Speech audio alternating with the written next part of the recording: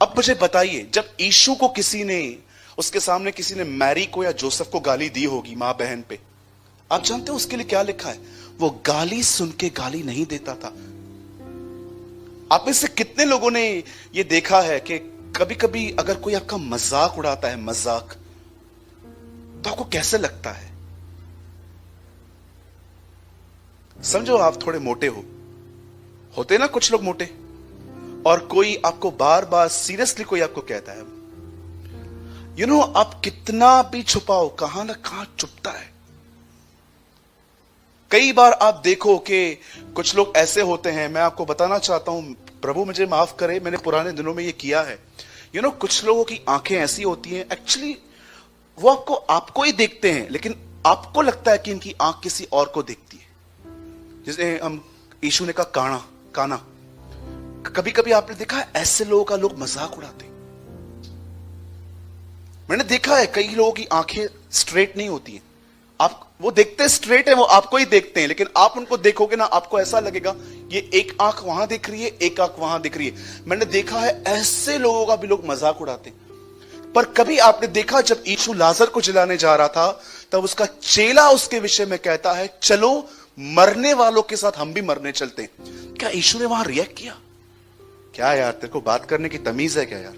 ऐसे कैसे बात कर रहा है तू? क्या यीशु ने कहा गाली सुन के गाली नहीं देता, मजाक कोई उड़ाता है उसके ऊपर भी ये कुछ नहीं कहता? इवन मैं आपको बताऊं, शायद बहुत कम लोगों ने ये वचन पढ़ा है, उसका परिवार उसके लिए कहता था इसका जो दिमाग है ना ठीक नहीं है। वहां पर दिमाग नहीं वर्ड यूज है, वहां पर वर्ड है चित्त।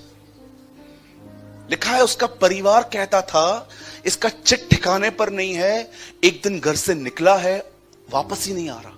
मुझे लगता है उन्होंने ऐसा किया होगा।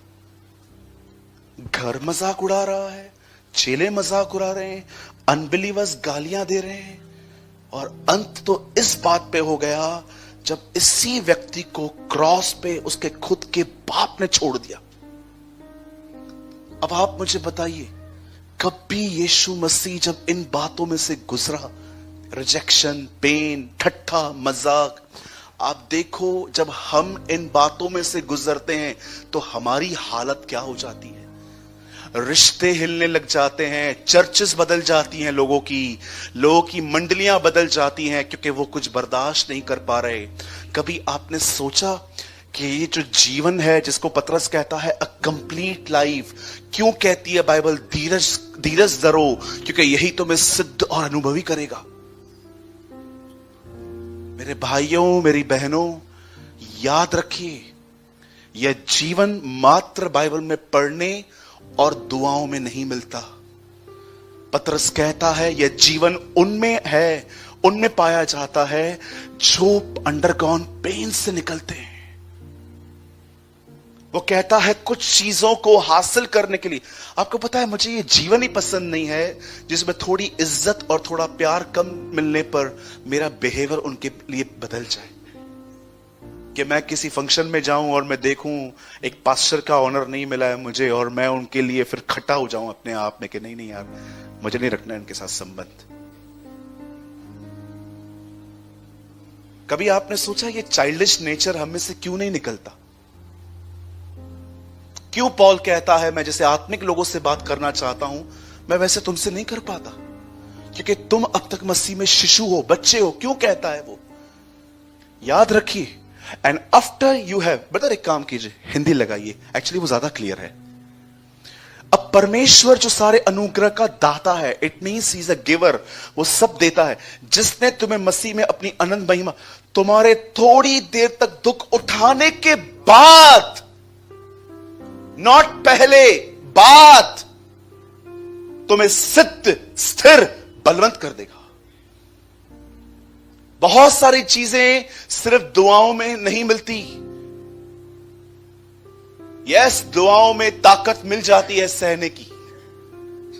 आइए मैं आपको कुछ समझाना चाहता हूं आज। प्रभु मेरा गवाह है, मैंने इस संदेश के लिए बहुत बहुत खुदा से मांगा था कि प्रभु मुझे एक मैसेज दे मेरे जीवन के लिए, और वो मेरे जीवन में वर्क करने के बाद प्रभु जी मैं वो सेम चर्च को भी दे पाऊं।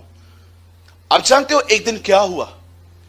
यीशु मसीह के जो पिताजी थे, मतलब जो अर्थली फादर थे। एक्चुअली हम ये भी नहीं कह सकते क्योंकि उसका कोई अर्थली फादर नहीं था, वो मिल्किसिदक की रीति का याजक था। आप जानते होंगे ना, पुराने नियम में मिल्किसिदक के परिवार का जिक्र नहीं है, न जन्म की तारीख न मौत की तारीख, कुछ भी नहीं है। इवन आप बाइबल में पढ़ो तो हर व्यक्ति के लिए कुछ ना कुछ लिखा है, ये कहां से पैदा हुआ।